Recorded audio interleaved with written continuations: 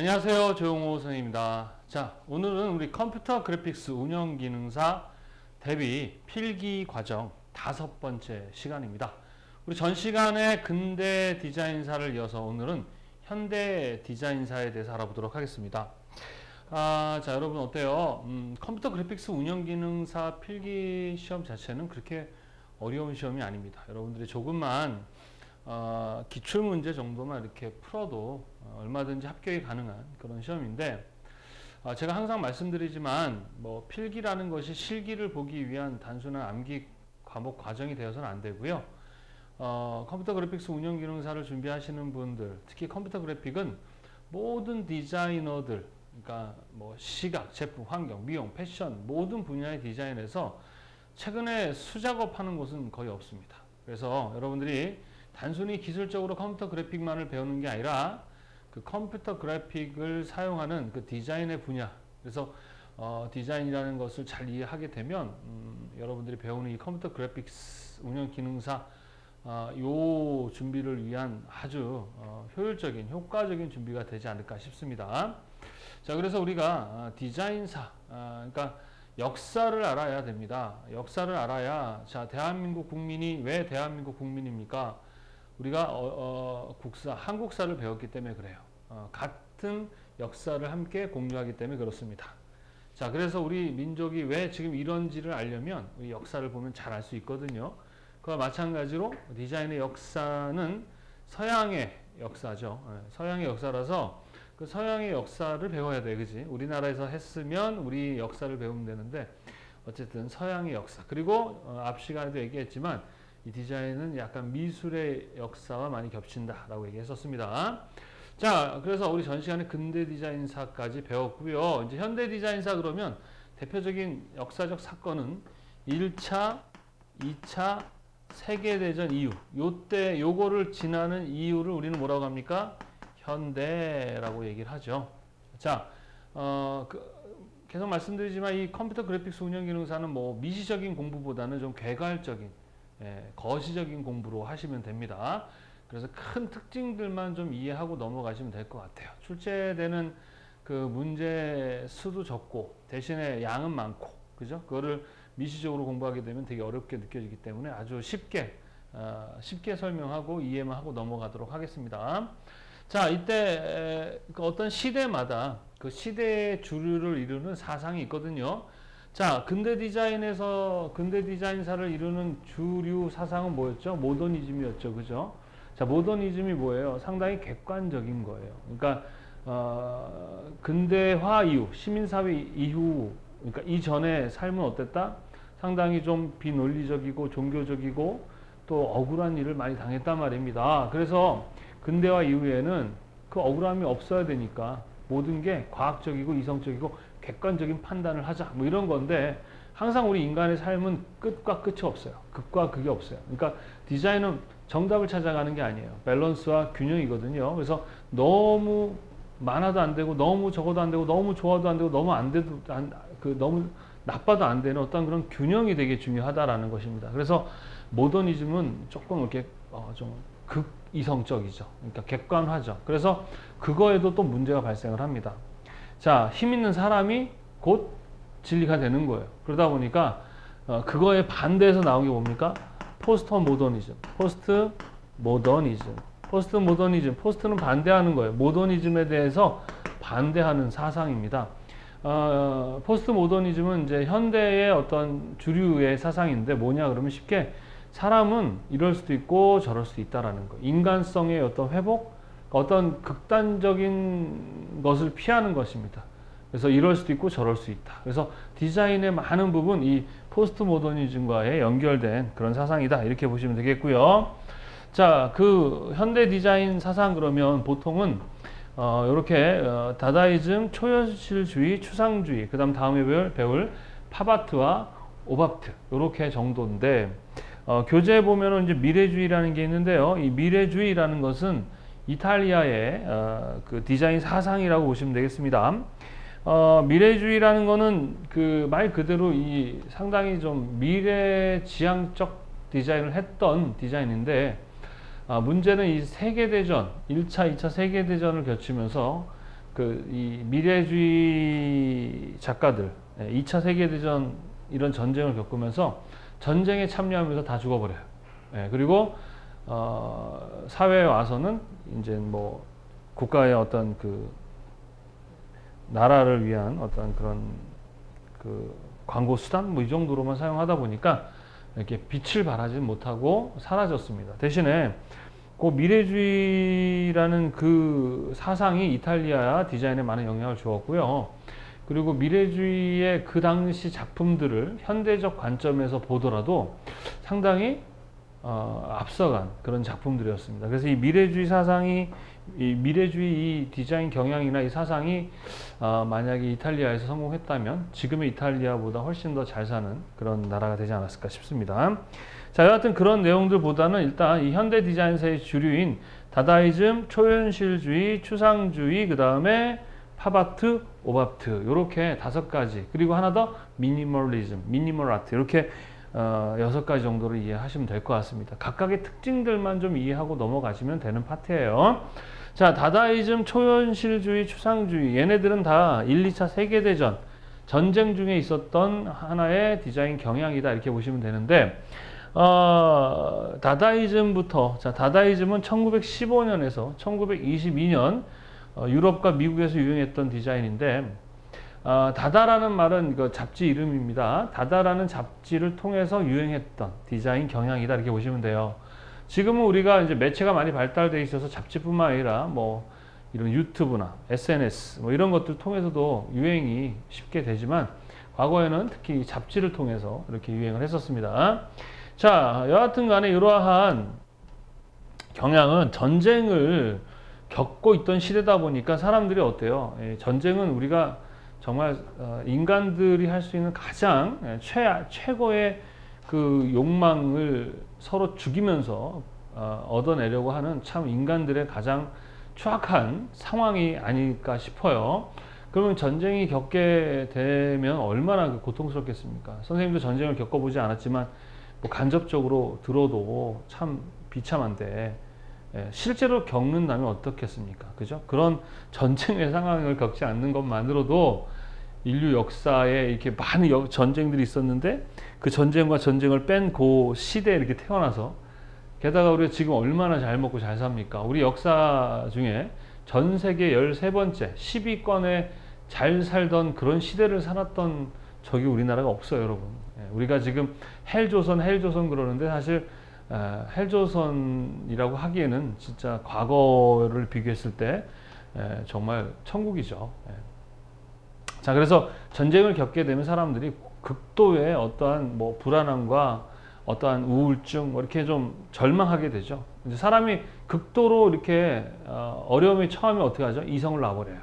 그래서 남자나 여자나 다 이렇게 보면, 이렇게 미치신 분들 보면 정신이 좀 이렇게 미쳤다는 표현보다는 이제 정신적인 어떠한 상처, 그리고 정신적으로 아프게 되면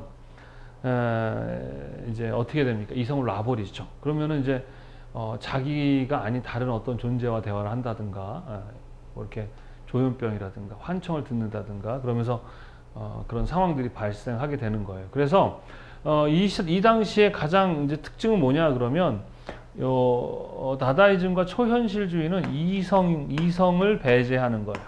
이성 배제. 그러니까 객관적이거나 이성적이거나 현실적인 것들을 배제하는 거죠. 현실 부정, 이성 부정 이런 거예요. 자, 그래서 다다이즘은 이제 주로 어떤 소통 수단으로서 유머, 변형, 충격과 같은 이러한 것들을 하나의 수단으로 사용을 했다라는 거, 그리고 이성을 배제했다는 거, 상당히 무계획적이고 비합리적이었다라는 거, 왜? 전쟁의 시기였다라는 거. 그리고 대표적인 작가는 누구냐? 마르셀 디상이라는 사람인데요. 이 사람은 벽에다가 남자들 소변기를 걸어놓고 이거를 뭐 옹달샘이다 이런 식으로 작품을 만들고 했었습니다. 그러한 경향을 다다이즘. 자, 초현실주의다. 이건 1920년대에서 30년대에 유행했던 디자인 경향인데, 자, 프랑스를 중심으로 해서 일어났는데요. 초현실주의라는 건 뭐 현실을 초월했다는 거죠. 마찬가지로 힘들고 어려우면 어떻게 현실을 초월하려고 하죠. 그래서 어떠한 상상의 세계 이런 것들을 무의식의 세계 이런 것들 상당히 디자인화시키는 대중화시키는 그런 것이었습니다. 이런 식의 초현실주의는요, 기본적으로 상당하게 사람들의 어떤 상상력을 자극하는 그런 경향이었습니다. 자, 그리고 추상주의인데요. 또 하나의 반응은 사람들이 이성을 배제하고 또 복잡한 걸 싫어하게 됩니다. 그러니까 귀찮은 거예요. 그러니까 너무 복잡한 게 싫은 거죠. 아주 단순하고 싶어하고 또 그 단순함을 통해서 어떻게 해요? 뭔가 이렇게 깨닫고 알려고 하는 그런 경향이 있거든요. 지금 이제 현대를 살아가는 사람들한테도 야, 뭐 어쩌고 저쩌고 그러면 됐어. 야, 결론이 뭐야? 복잡. 귀찮아. 이러지 않습니까? 그래서 20세 이 현대의 이 포스트 모더니즘과 함께 주류를 이루고 있는 경향이 뭐예요? 귀차니즘. 요즘 귀차니즘은 말 안 쓰죠. 아재 개그. 예. 우리 요즘에 젊은 분들이 귀차니즘이라고 아십니까? 예. 여하튼 선생님도 되게 귀찮아요. 예. 심지어 지금 강의하고 있는 이 순간도 귀찮습니다. 원래 다 귀찮은 거야. 예. 귀찮음에도 불구하고 열심히 하는 것이죠. 그게 성실함이라고 합니다. 자, 추상주의는 쉽게 얘기해서 점, 선, 면 같은 가장 순수한 형태, 우리 형태에 대한 강의를 통해 배웠는데 형태는 이념 형태와 현실 형태, 실제 형태가 있죠. 그죠? 이념 형태에는 순수 형태와 추상 형태가 있다고 했습니다. 형태가 보여지지 않는, 존재를 갖추지 않는 그러한 가장 기하학적 형태들, 점, 선, 면, 입체, 이러한 것들을 이용하는 것이 바로 추상주의입니다. 추상주의 대표적인 작가 두 사람을 애워두시는데요. 하나는 몬드리안, 하나는 칸드스키인이라는 사람입니다. 자, 몬드리안은 여러분 잘 알잖아요. 이렇게 직선과 그 다음에 비비드한 원색 색들, RGB 같은 이런 원색 색상을 이용해서 이렇게 작품을 만들었던 그런 작가가 바로 몬드리안이었죠. 근데 이 사람은 차가운 추상이라고 하고요. 칸드스키는 뜨거운 추상이라고 합니다. 그래서 그 차이는 뭐냐면 상당히 몬드리안의 작품은 직선적인 그런 특징을 갖는 반면에 칸드스키는 어떤 특징, 곡선적이고 비정형적인 그러한 형태를 가졌다 이렇게 생각하시면 됩니다. 그래서 그렇게 몬드리안과 칸드스키 이 두 사람의 차이를 이해하시고 추상주의라는 것은 바로 이러한 점, 선, 면, 컬러 이러한 단순한 형태를 가지고 디자인을 했던 경향이었다 정도만 아시면 되겠습니다. 여기까지는 전쟁이 계속 있고 있었던 시절이기 때문에 상당히 이성을 배제하고 조금 이렇게 좀 이렇게 뭐랄까 즐겁지를 않았던 거였다고 생각하시면 됩니다. 근데 사람들이 어떠한 즐거움이 없이 먹고 사는 문제 외에 어떠한 오락, 그죠? 여행, 즐거움 이런 스트레스를 풀지 않게 되면 사람들은 병이 들게 돼 있어요. 정신적으로나 정신적인 병이 들면 또 육체적인 병도 오게 되죠. 그래서 이제 다음 해가 뭡니까? 팝아트입니다. 무슨 아트? 팝아트. 팝아트. 우리 대표적인 작가 누구죠? 앤디 워홀이라는 사람이죠. 이거는 뭐냐 그러면 팝아트예요. 대중성, 상업적이고 대중화, 즐겨보자라는 겁니다. 그래서 미술적 경향을 미술이었던 순수 예술이었던 거를 대중화시켜서 그래서 그걸 통해서 이제 디자인하는 이런 경향을 팝아트라고 합니다. 그래서 앤디 워홀이 만든 작품에는 보면 뭐 코카콜라 마크라든가 마리멀론 사진에서 지금도 이렇게 실내 인테리어 할 때 많이 사용되고 있는 작품들이 바로 이 앤디 워홀의 작품입니다. 상당히 대중적이다라는 것입니다. 아셨죠? 그리고 상업적이다. 예, 그런 거. 자, 그러면 이제 항상 또 팝아트만 유행하느냐? 사람들은 항상 안티해요. 반대합니다. 왜? 사람들은 다 다르니까. 다 똑같고 다 똑같이 좋아하지 않잖아요. 그죠? 그래서 팝아트에 반대해서 나온 게 뭐다? 오바트입니다. 오바트. 자, 이것의 가장 큰 특징은 시각적 착시. 그래서 순수한 시각적 착시를 이용한 그러한 순수 예술의 그런 실제 그런 순수함으로 돌아가자. 그래서 얘네 둘의 어떤 그 반대라면 얘는 상당히 상업주의. 그러니까 이 팝아트의 이 상업성을 상당히 어때요? 반대했다라는 것입니다. 그래서 그거에서 반대해서 나온 게 바로 오바트다. 이 정도만 이해를 하시면 될 것 같습니다. 자, 그래서 하나 더 있다면 미니멀 아트라는 게 있어요. 미니멀리즘. 자, 선생님 얘기했었죠.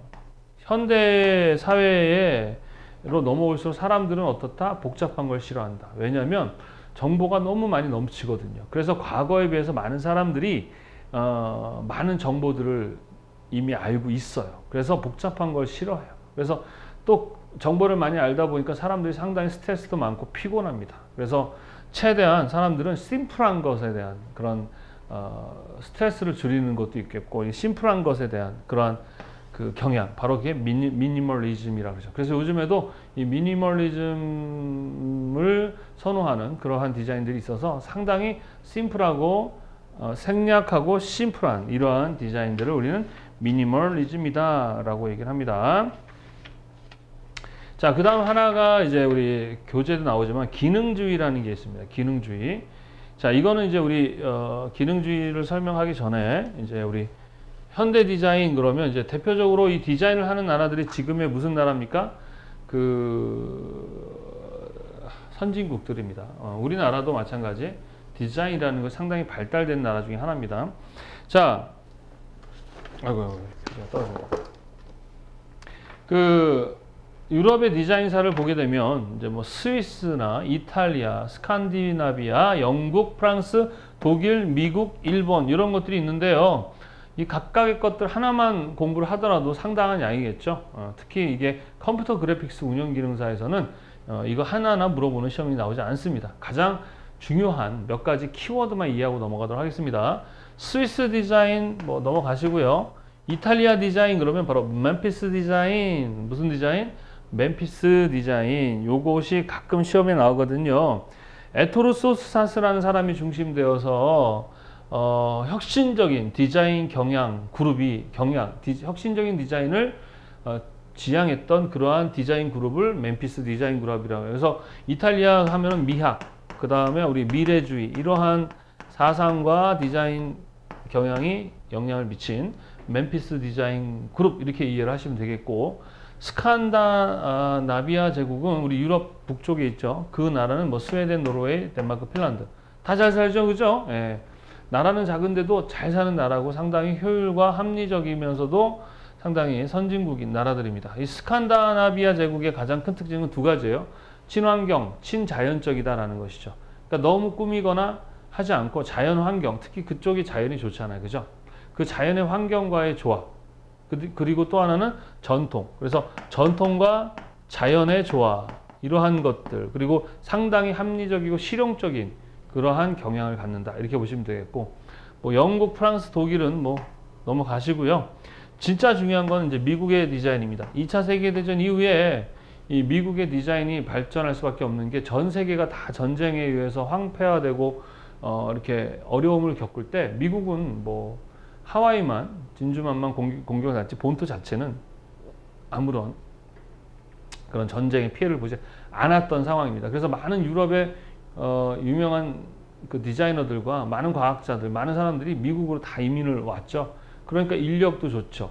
나라도 크죠. 시장도 크죠. 게다가 자원도 많았단 말입니다. 그래서 2차 세계대전 이후에 지금은 뭐 거의 뭐 미국이 전 세계를 다 뭐 앞서가는 그런 나라가 됐죠. 그죠? 그래서 미국의 디자인의 가장 큰 게 바로 실용주의와 기능주의라는 특징을 갖는다. 요겁니다. 그래서 이 기능주의 하면 또 시험에 자주 나오는 사람이 누구냐? 그러면은 미국의 그 건축의 개척자인 루이스 설리반. 이 사람에 대한 문제가 많이 나와요.